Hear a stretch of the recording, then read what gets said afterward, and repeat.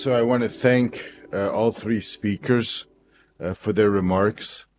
I would just comment on Boris's presentation that evil can be creative, as he said, but hopefully good can be creative as well.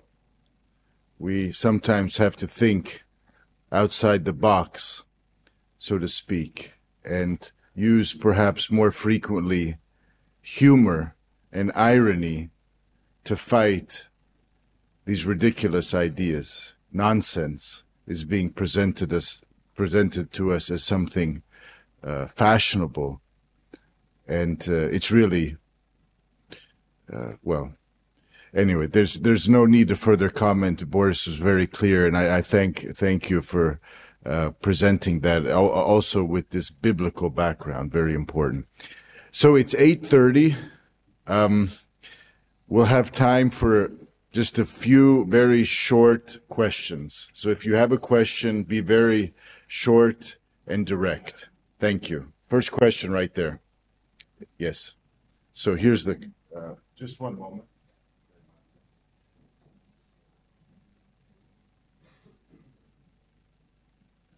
Thank you very much. I'll try to be short. So, Mr. Kovac, a question. Do you see any crisis in the Christian Democrat movement in the whole Europe? Because when we see at the agenda which is being put out by Christian Democratic parties, they're pretty much in line with the left agendas, or they just keep silent when the differences arose. They don't go against them, they just keep silent. And for example, I have seen the CDU is steadily declining its voters in absolute manner. So they have since 1990 not surpassed 35% of people who voted for them. Also, HDZ has the same problem in Croatia in absolute manner. Yes, go ahead. Go ahead. Please take the microphone. Just turn it on, please. Just. Yes, of course. There's a crisis, especially in Western Europe. When you look, for instance, you mentioned Germany. In Germany, Christians are now a minority in the German society. Minority.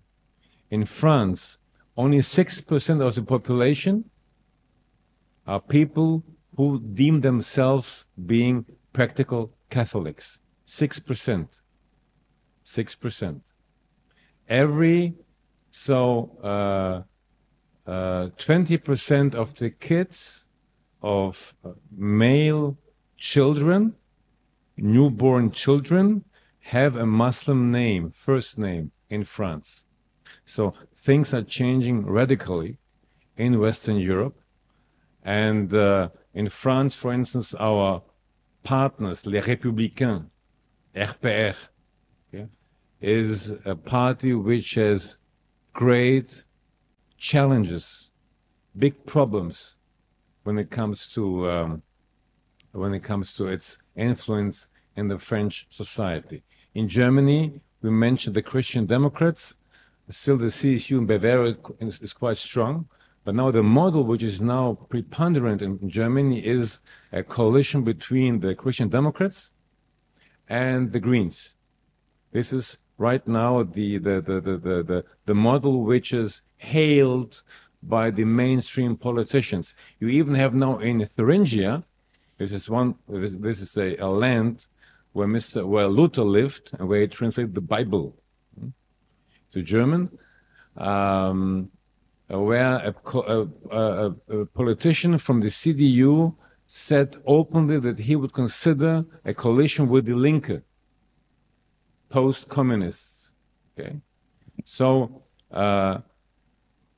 things are changing because the societies in Western Europe are being de-Christianized, strongly de-Christianized, and that's why I can only confirm your impression. In Croatia, in Poland, in the whole of Eastern Europe, Central Europe, it's still not the case.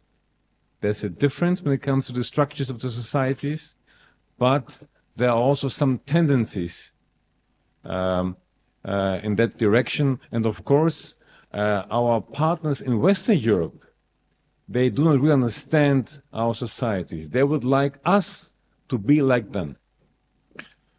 Okay, we have just a little time. Daniel? I would like to thank all three panelists for your presentations. When it comes to the globalist agenda, we should definitely mention the UN and the Security Council. So what would be our appropriate national and transatlantic policy toward the UN when it comes to its approach toward Israel? They're also now mentioning institutional racism in France. They're supporting China. They're not in favor of Taiwan. So what would be our policy approach toward the UN, maybe for Professor Havel and Mr. Kovac as well?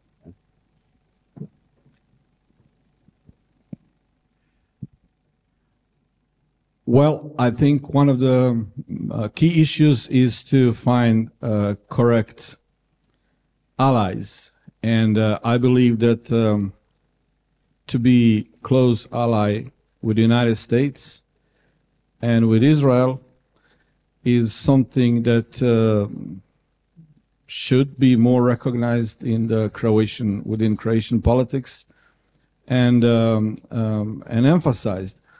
I think that now I should say, you know, just as a disclaimer, I do not say that everything that is on globalist agenda is evil, but very much is. Not perhaps everything, not everything certainly.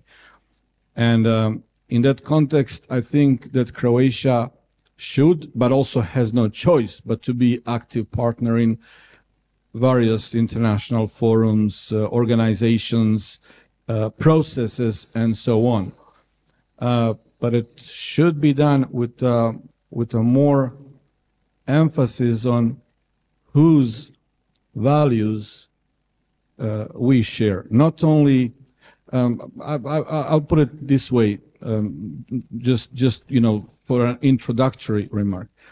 I believe that it is a great thing when we can detect an ally with whom we share both interests and values. America and Israel are certainly such allies. Both interests and values overlap. And that's what we should pursue more. Thank you. So Mr. Havel, he mentioned Israel. So Israel is a very good example of this confrontation between two approaches, the so-called globalist approach and the traditional approach. And what we have right now, the protests in Israel, this fight in the society is basically that confrontation. But when it comes to how things are changing, what is going on, there is a French philosopher, writer, his name is Michel Onfray. He has interesting ideas, original ideas. So I'll quote one of his original ideas, and we should think about that thought. So he says, basically, we had the Greek-Roman world, we have the Judeo-Christian world, and the values still largely dominating the Western civilization. Yeah? And now what we have a new paradigm, the so-called the Californian paradigm. People on the West Coast who are trying to build a new man. This is basically what is going on. And they're quite successful. And the question is, do we have the capacity, do politicians in the Western societies have the capacity to make decisions, to impose decisions, to impose thoughts, to stop that movement from becoming stronger and stronger. And he says, he's quite pessimistic, and he says, no, we don't have the capacity to stop that movement coming from California. It's a so-called Puritanistic Californian model, which is interesting, and creating a new man is nothing new. The Soviets tried it. The Yugoslav communists, they tried it. They failed, of course. And also the philosophers in the Enlightenment also tried it. Now we have a very strong combination with technology. And they are very, very powerful. So we should think about this thought of Michel Onfray. And I hope that the book will be translated in Croatian very soon. Thank you. Okay, any other? Okay, Jesus, we'll finish with one more question, and I think Robin has a comment, so we'll finish. We're way over time. Go ahead.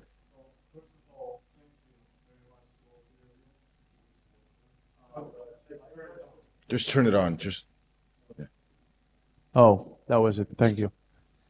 I come from Spain, and the problem of immigration is the problem that is facing Europe today. That is, in my opinion, the greatest problem, because 40 or 60 years from now, if we take into account the concept of democracy and one man, one vote, if they are the majority, they will just create a party that is Muslim, a political party, and they could win the elections and turn Europe into, well, Saudi Arabia 2.0. So that is, in my opinion, my greatest concern. And I would ask you, what do you think is the solution for this? Because, of course, expelling them is not the solution. If you say something that is remotely like that, you are labeled a racist and a xenophobe. So what would you say is the solution? And if there is no solution, well, what should we do, I guess, is my question. Thank you.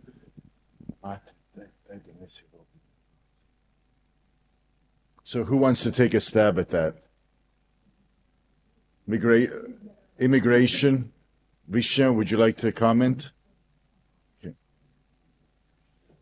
Well, they are passing this hot mic now to me. Well, I can say this. I can comment on Croatia, and I have come out publicly quite many times. I have said it on TV. I have said it at university. We still do not have this cancel culture, as you can see. I'm still working at university and actually going upwards in the ranks.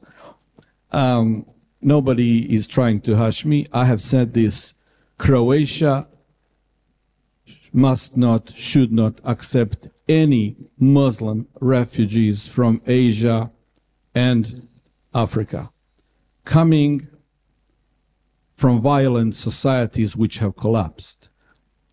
Not even if they say that they are not Muslims, like, you know, come from Syria and they say, oh, Christians. No, we don't trust you. We don't know who you are. Just, we will help you back home. We will bring you a lot of help, humanitarian, institutional, educational, you name it, we'll give it. But when it comes to accepting people from violent Muslim societies, the issue is not if they are refugees or not, because there is a great possibility that they are indeed refugees. Okay? But they are refugees who were engaged in jihad, the holy war, for a month, a year or two. Then they lost war to the competing jihadi fraction, and now they are coming to Europe with the experience of jihad. Is that what you want in your neighborhood? Is that what you want your children to be exposed to? And if you are still not sure, please just go to Molenbeek or go to Malmö in Sweden and see what has happened to societies which have opened up to the Middle Eastern and African Muslim refugees and immigrants who come from violent societies. Now, there are Muslim societies in the Middle East that are not violent, and they should be treated differently. For example, refugees from Iran, or many times the Kurds. They are Muslims, but they do not come generally with the idea of jihad. But unfortunately, many do. It is great danger. It is far greater danger that anything else we are facing at this moment, and I'm talking about Croatia. And I certainly hope that our politicians know what is going on our border, that they are stopping it far more than we know, and I think they do. But then also the public. I mean, it is important. You said you cannot talk. Well, you said, yes, you can. Just talk. Because if you do not talk, if you keep quiet, if you let your society be transformed because of your fear, then you're just, you are repeating the sins of the past in Europe. I mean, how many times have wrong things happened in Europe because of silent majority? Guys, these people are bringing with them anti-Semitism. The Jews are not safe in Europe again. Do you want anti-Semitism in your country? I certainly don't want it in mine. They bring in misogyny. Do you want hatred to women in your society? I certainly don't want it in mine. And I generally do not want any violence. So I think the solution is re-emphasizing nation state, borders, order, and our sovereign right to check who is coming in and why. So, Robin, please. Yeah, I'm just working as it is.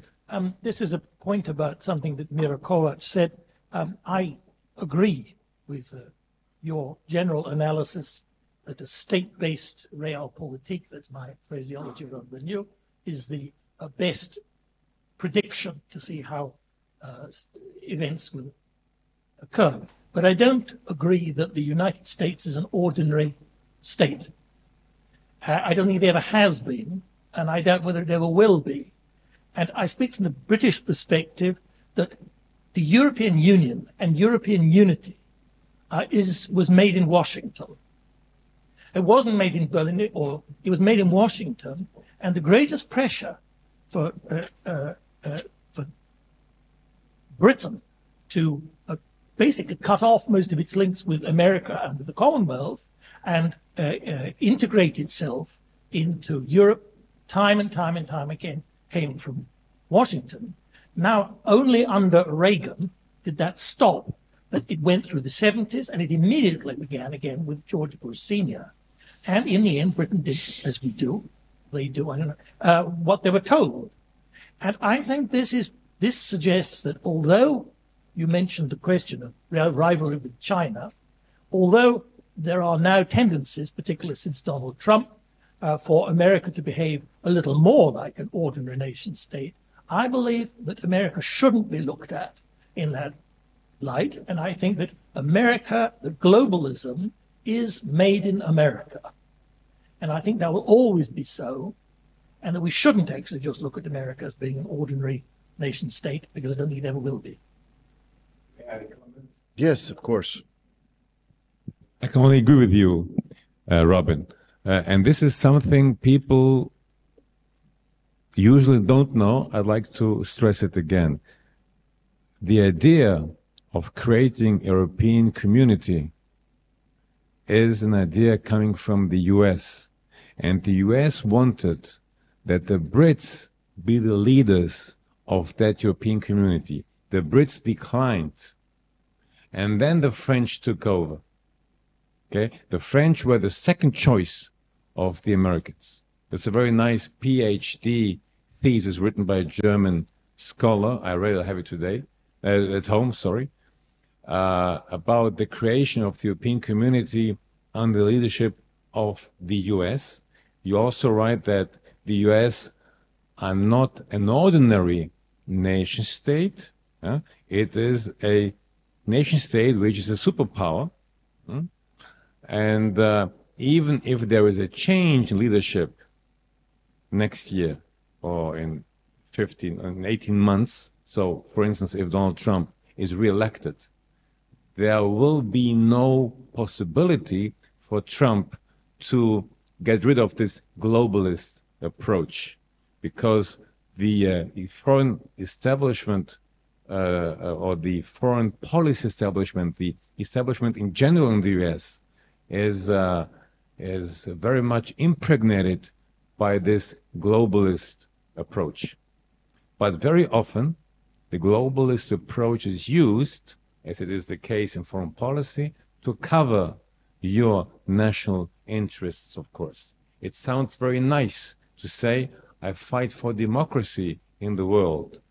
It is also compatible with my idea to impose my view, to maximize the power of my country, of my state. Thank you. Okay, I want to please join me in thanking the panel.